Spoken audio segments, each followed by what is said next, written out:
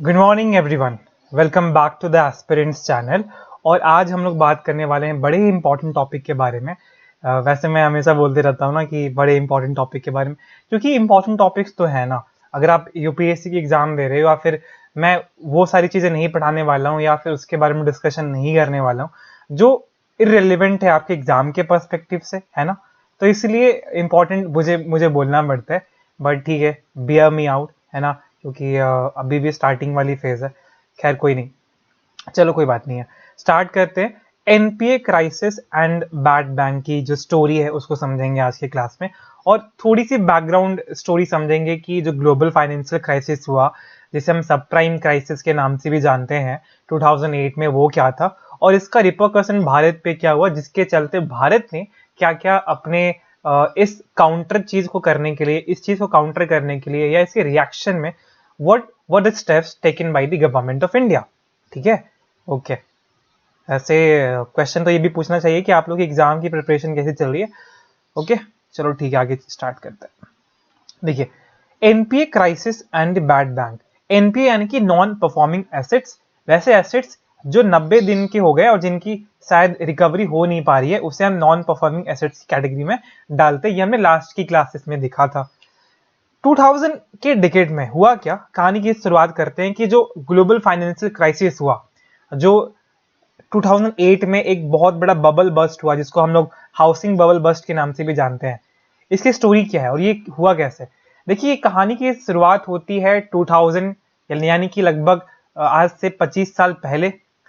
America का समय, America में क्या हो रहा था कि वहां पे अमेरिकन गवर्नमेंट ने जनरली क्या किया था, वहां की जो एफडीआई, वहां की जो फेडरल बैंक है, उसने बेसिकली वहां पे रेट जो थे वो काफी कम कर दिए थे। ठीक है, रेट यानी कि रेपो रेट का हम लोग यहाँ पे डिस्कशन कर रहे हैं। रेपो रेट का इसलिए क्योंकि वहां पे रेपो रेट कम कर दिया गया, जिसके चलते इन्वेस्टमेंट काफी सस्ता हो चुका था, है ना। जब इन्वेस्टमेंट सस्ता हो चुका, उसी केस में लोगों ने सोचा क्यों ना हम लोग इस पैसे को यूज करके हाउसिंग सेक्टर में इन्वेस्टमेंट करना स्टार्ट कर दे। हाउसिंग सेक्टर में इन्वेस्टमेंट करने के पर्सपेक्टिव से और ऑब्जेक्टिव से लोगों ने बहुत सारे पैसे स्टार्ट किया। और साथ ही साथ चूंकि उस टाइम लोगों में डिमांड नहीं था, उस डिमांड को बूस्ट करने के लिए एफडीआई ने जब रेपो रेट कम किया, अपने इंटरेस्ट रेट को कम किया, तो उस टाइम जो बैंक से private bank, American private bank जो थे, उन्होंने अंधाधुंध पैसा देना भी स्टार्ट कर दिया वैसे लोगों को जिनके पास ये चांसेस था कि पैसा शायद रिकवरी भी ना हो पाए। यानी कि उन्होंने जो लोन दिया वो एक ऐसा लोन था जो कि रिस्क ज्यादा था, जिसके अंदर सब प्राइम, जो आप बोलते हैं ना, सब प्राइम क्राइसिस, सब प्राइम लोन पहले समझना पड़ेगा, तब हम समझ पाएंगे सब प्राइम क्राइसिस क्या होता है। सब प्राइम का मतलब होता है ऐसा लोन जो आपने ऐसे इंसान को दिया है जहां से रिकवरी के चांसेस काफी कम है। तो उस केस में अगर ये क्राइसिस खड़ा होता है, यानी कि वैसे लोग अगर लोन दे नहीं पाते हैं, डिफॉल्ट कर जाते हैं, और क्राइसिस जो क्रिएट होगा, तो वैसे हम क्राइसिस को सब प्राइम क्राइसिस के नाम से जानेंगे। तो यही हो रहा था 2000 के आसपास, जब अमेरिकन गवर्नमेंट ने और वहां की जो एफडीआई, सॉरी, फेडरल बैंक ने जब ये सारी चीजें करी, तो उसके बाद से रियल एस्टेट में इन्वेस्टमेंट स्टार्ट होने लगा, है ना। लोग अपने हाउसिंग को खरीदने, मतलब घर को खरीदने के लिए बहुत सारे पैसा उठाने लगे, क्योंकि उनको लगता था कि यहाँ पे अभी चीज सस्ती पड़ेंगी। लेकिन अल्टीमेटली क्या हुआ कि जब बहुत लोगों ने इन्वेस्टमेंट स्टार्ट कर दिया, बहुत लोगों ने हाउसिंग खरीदनी स्टार्ट की, हाउस खरीदने की कोशिश करी, उस केस में हाउस जो रियल एस्टेट उसका डिमांड सडनली बढ़ गया। सडनली बढ़ना यानी कि बबल का फॉर्मेशन हो गया, है ना। हाउसिंग बबल का फॉर्मेशन हो गया। बबल का मतलब क्या होता है, जो चीजें सडनली होती है और सडनली टूट जाती हैं। तो हाउसिंग बबल एक ऐसा कॉन्सेप्ट हुआ जब सडनली रियल एस्टेट के बिजनेस में स्काई रॉकेटिंग प्राइस बढ़ने लगी, और जिसके चलते क्या हुआ कि बहुत सारे ऐसे लोग जो घर तो ले लिए थे, जिन्होंने पैसा तो ले लिया था, अब वो पैसा चुका नहीं सकते थे क्योंकि घर के दाम बहुत मतलब बड़े हो गए थे। उन्होंने पैसा क्यों क्यों लिया था? घर बेचने के लिए। ठीक है, बहुत लोगों ने घर खरीदने के लिए पैसा लिया, बहुत लोगों ने घर बेचने के लिए पैसा लिया। लेकिन जब घर के दाम बहुत अचानक से बढ़ने लगे, तो उन इन्वेस्टर्स को लोग ही नहीं मिल रहे थे कि वो घर को बेच सके। उस केस में उनके पास पैसा नहीं आ रहा है, रिटर्न नहीं आ रहा है। जब उनके पास रिटर्न ही नहीं आ रहा है, तो उनके पास ऑटोमेटिकली, सिंपल सी बात है ना यार, कि उनके पास पैसा कहां से आएगा रिटर्न करने के लिए। तो वो डिफॉल्ट कर जाएंगे, बैंकरप्ट हो जाएंगे, और इस केस में एक क्राइसिस खड़ा हो गया, हाउसिंग बबल क्राइसिस खड़ा हो गया, सब प्राइम क्राइसिस खड़ा हो गया, जिसके चलते ये जो रिपरकशन है जो अमेरिका में स्टार्ट हुई रियल एस्टेट बिजनेस में, ये पूरे ग्लोबल लेवल पे फैलने लगी, और जिसके चलते आपको दिखता है कि एक बहुत बड़ा ग्लोबल फाइनेंशियल क्राइसिस स्टार्ट हुआ 2008 में। यूपीए यानी कि जो यूनियन प्रोग्रेसिव अलायंस यूपीए की सरकार जो होती है उसके टाइम में, ठीक है। और जिसके चलते भारत में भी इसका इंपैक्ट दिखा कि भारत में भी नॉन परफॉर्मिंग एसेट जो थे वो बहुत ज्यादा बढ़ने लगे, ठीक है। अब उसके बाद ये एक प्रॉब्लम यहाँ पे स्टार्ट हुआ। सेकंड एक और प्रॉब्लम ये स्टार्ट हुआ कि कोविड 19 के टाइम, ये तो एक स्टोरी थी 2008 के समय। फिर fast forward to the covid 19 situation, जब भारत में या पूरे विश्व में एक बार और सेंचुरी मतलब क्राइसिस आई, क्राइसिस बहुत बड़ी आई, बहुत बड़ी आपदा आई। तो वहां पे भी अगेन बहुत सारे बैंक, बहुत सारी कंपनीज, बहुत सारे लोग बैंकरप्ट होने लगे। वहां पे उनके पास पैसा नहीं था because they had stopped receiving the income, they have stopped receiving income, revenue, सारी चीजें बहुत मुश्किल हो गया था। उस केस में भी एनपीए वाली प्रॉब्लम फिर से स्टार्ट हो गई, और जिसके चलते तब एक हमें नीड फील हुई कि एक ऐसा बैंक बनाया जाए जिस पूरे प्रॉब्लम को, जिस स्ट्रेस्ड एसेट्स क्राइसिस को समझ सके, उसको डील कर सके। समझेंगे बैड बैंक का मतलब क्या होता है। ये मैंने एक बैकग्राउंड दिया है कि चीजें हुई क्या। इस बैकग्राउंड में भारत की सरकार ने, गवर्नमेंट ऑफ इंडिया ने एक बैड बैंक क्रिएट किया जिसका नाम रखा गया national asset reconstruction company limited. अगर आपने पिछली वाली क्लास करी है तो आई एम वेरी श्योर कि आपको एसेट रिकंस्ट्रक्शन का मतलब समझ में आ रहा होगा। एसेट रिकंस्ट्रक्शन का मतलब क्या था कि ऐसी कंपनी खड़ा कीजिए, ऐसी कंपनी खड़ी कीजिए जो बेसिकली क्या काम करेगी, बैंकों से उनके एसेट्स के राइट्स को खरीदेगी, एसेट्स को राइट डिस्काउंट प्राइस में खरीदेगी, और साथ ही साथ अपने टर्म्स एंड कंडीशन के हिसाब से जिनसे इनको पैसा लेना है वो क्या करेगी, उनसे पैसा, उनसे जो भी एसेट्स है वो वहां पे रिकवर कराएगी। तो भारत ने इसी ऑब्जेक्टिव के साथ, क्योंकि बहुत सारे बैंकों के बहुत सारे जो नॉन परफॉर्मिंग एसेट्स थे वो बढ़ते जा रहे थे, इस केस में इस प्रॉब्लम को डील करने के लिए हमने एक बैंक बनाया, बैड बैंक। क्यों बैड बैंक क्यों नाम रखा गया होगा?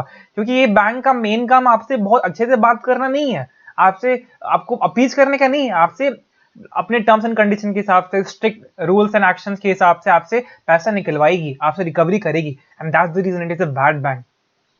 इसका नाम क्या रखा गया? नेशनल एसेट रिकंस्ट्रक्शन कंपनी 2021 में बनी, जो कि इसके अंदर क्या है आप देख लीजिए कि इसमें 51% जो शेयर है वो पब्लिक सेक्टर बैंक्स और फाइनेंशियल इंस्टीट्यूशन का है, और साथ ही साथ जो 49% स्टेक है वो उसमें प्राइवेट सेक्टर का है। यानी कि NARCL, national asset reconstruction company, एक गवर्नमेंट कंपनी है, एक पब्लिक कंपनी है, एक अनलिस्टेड कंपनी है, ठीक है, ध्यान रखिएगा। ओके, एक और हमने बनाया, हमने फिर एक और बनाया इंडिया डेट रेजोल्यूशन कंपनी। ये भी एक तरीके से वही कंपनी, एसेट रिकंस्ट्रक्शन कंपनी है, जिसका भी मेन मकसद क्या है कि सबसे पहले तो वो खराब लोन खरीदेगी कॉमर्शियल बैंक के साथ, ठीक है, उसके बाद फिर वो बैड लोन को मार्केट में बेचने की कोशिश करेगी और रिकवर मनी करने की स्टार्ट करेगी। तो ये हो गया। तो बैड बैंक में दो कंपनी है, NARCL यानी कि national asset reconstruction company limited, और एक है IDRCL, ये है India debt resolution company limited, ठीक है।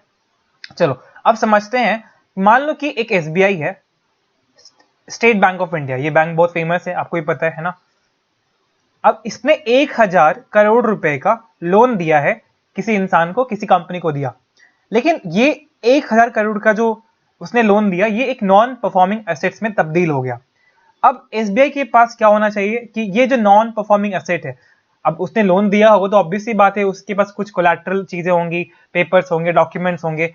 तो ये जो चीजें हैं ये बैड बैंक को भेज देगी, ताकि वो बैड बैंक क्या करे, रिकवरी कर सके, है ना। और उसके बाद ये क्यों ऐसा करना चाहिए, क्योंकि उसके पास सिर्फ ये रिकवरी का ही प्रॉब्लम थोड़ी है, रिकवरी काम करना थोड़ी है, इसके पास बहुत सारे काम और भी, बैंकिंग फंक्शंस और भी सारे बिजनेस है। तो ये जो बैड बैंक है, दोनों में से कोई भी कंपनी, ये NPA जो है, नॉन परफॉर्मिंग एसेट्स, ये SBI से 1000 करोड़ में नहीं कर देगी, क्योंकि उसको भी पता है कि रिकवरी पूरा नहीं हो पाएगा। अगर रिकवरी 1000 करोड़ का आपका आपने लोन दिया है वो डिफॉल्ट हो गया तो उसके लिए मुश्किल होगा कि वो 1000 करोड़ रिकवर कर पाए।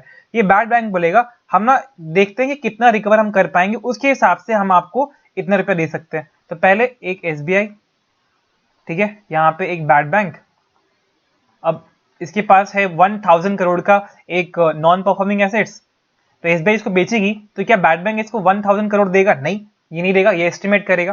तो बैड बैंक बोलेगा कि ये देखो, पहले तो SBI बोलेगा कि ना आप जो है NPI है या फिर जो भी सारी चीजें हैं, जो पेपर है जो हमारे पास है, उसको हम 300 करोड़ में आपको बेच देंगे।